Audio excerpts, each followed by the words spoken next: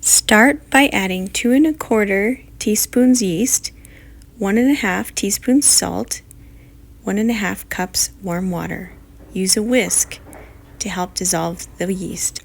Next, add 3 1/2 cups flour and stir until evenly mixed. If the dough is dry, add a little bit more water as needed. After mixing, cover your bowl with a dish towel or tea cloth and set in a warm place for 1 1/2 to 2 hours.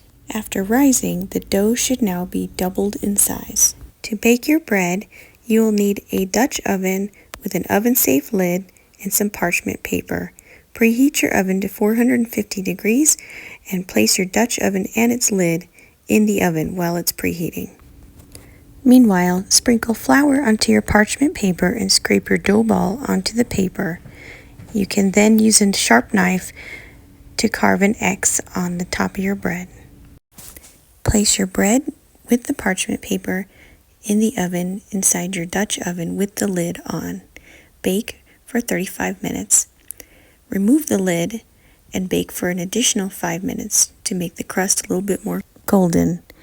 You will know the bread is done when you thump the bottom of it and it sounds hollow, like this. Number 10.